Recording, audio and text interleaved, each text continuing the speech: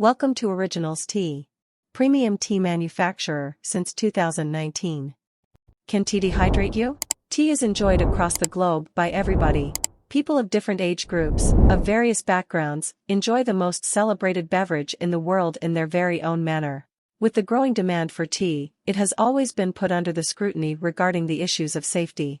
Questions ranging from the effects of tea on the body to a safe period of consumption before getting expired have often been thrown upon it. Tea is an infusion of the tea leaves on the warm water. A beverage composed only of flavored water is expected to hydrate your body upon consumption. However, it has always been questioned if tea can actually dehydrate your body. The questions arise from the stimulant present in tea, which is often linked to health adversities. Can tea dehydrate you? No, tea does not dehydrate your body. Tea has caffeine, which makes it diuretic in nature. Caffeine increases blood flow to kidneys, resulting in peeing. It is thought that caffeine negatively impacts hydration status. Still, moderate caffeine consumption does not appear to raise the risk of dehydration. While tea or coffee might not be the first drink you crave for after your exhausting workout session, but this would not be your lousy beverage choice either. This is the most confusing fact, that tea does hydrate your body. This might seem a straightforward headline or topic to argue on, but people tend to go into numerous debates regarding this. Both coffee and tea, unless it's decaffeinated or herbal tea, contain caffeine, a stimulant that can help increase mental alertness, decrease fatigue. Caffeine increases blood flow to the kidney and fluid output, which results in feeling to urinate. Caffeine is generally diuretic in nature, which leaves an impression of it as a dehydrating drink, which is not true. Suppose you are someone who drinks a moderate quantity of tea or coffee in a day. In that case, the caffeine in it is definitely not dehydrating for you. It has been found out that in 100 g of tea there is around 20 milligrams of caffeine, which is very nominal for a human body. But, as we all know that excess of anything is not good, so is here. If a single intake more than or around 400 milligrams of caffeine almost daily, then it will leave a negative impact on one's health. It will let all your body fluids to drain out in the form of urine, which then can be dehydrating for you and leaving you insomniac, diuretic, confused, headache and other such issues. What is hydration? The process of the introduction of additional fluid to your body is called hydration. When a human body goes through some extensive physical task, there is an urge of drinking water. Even a sip of water gives a feeling of relief both physically and mentally. This process in the body is known as hydration. Now, what causes a glass of water or two to give a relaxing effect to a human body?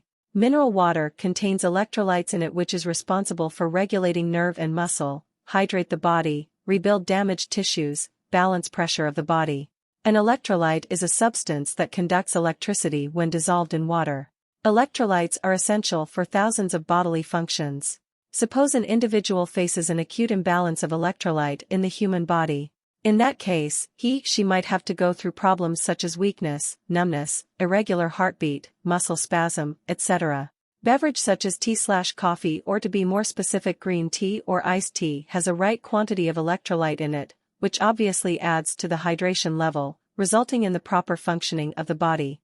People tend to fall for the wrong impression of tea as a dehydrator for the body due to its diuretic nature, but the fact is it actually adds some water to your hydration level. A review of 10 studies by Lawrence Armstrong from the University of Connecticut concluded that caffeine is a mild diuretic at most. 12 out of 15 comparisons showing that people urinated the same amount, regardless of whether the water they drank contained added caffeine or not.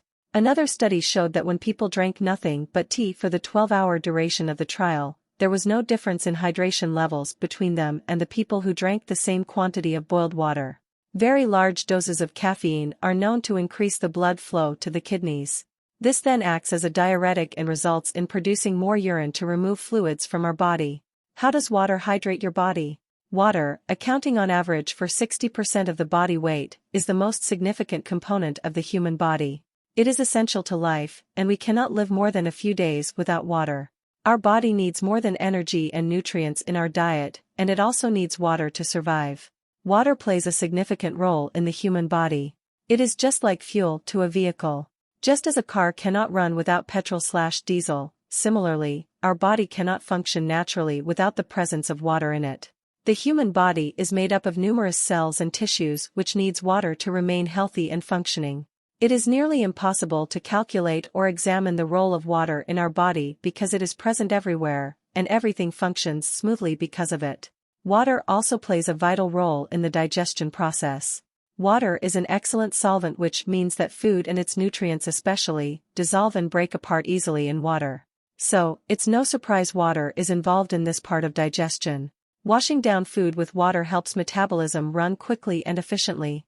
Water also helps in generating sweat, which is another way for eliminating waste from the body. So if a human body is not receiving an adequate quantity of water, then it will have numerous problems. Another important fact why water loaded with minerals hydrates our body is due to the presence of electrolytes in it. The electrolyte acts as a current, which is a booster for our body. It generates an electric charge when dissolved in water.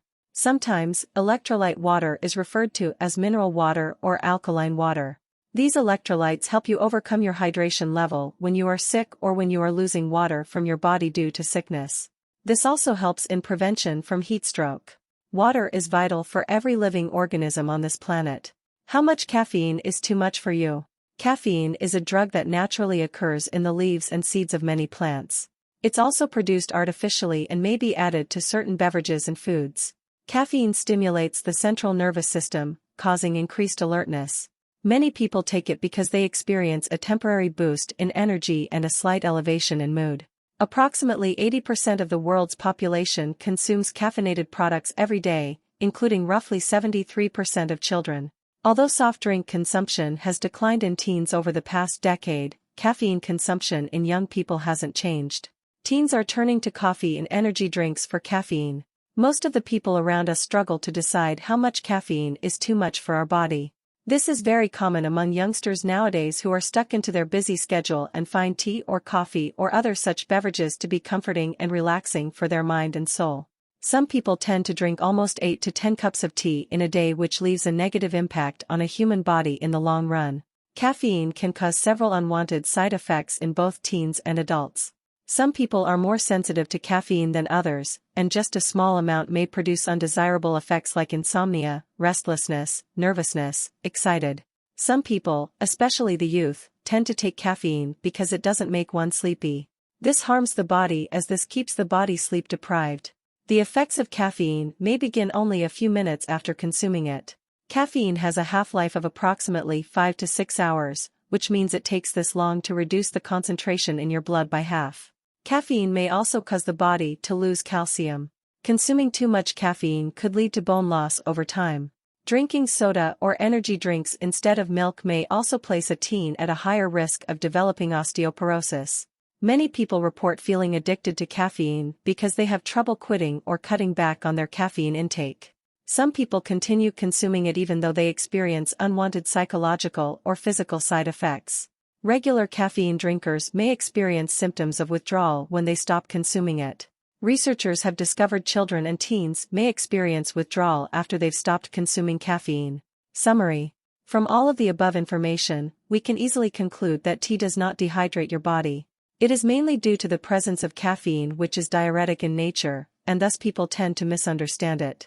Tea instead contributes some percentage of water to the body, which increases the hydration level and lets the body to function more smoothly. Also, the presence of electrolyte in it plays a vital role in the human body, which is needed for many essential functions that our body performs almost daily. But do not forget that excess of anything is not right. However, consumption of tea within the safe level of caffeine intake will not trouble your body. That's it for this video. Thank you for watching.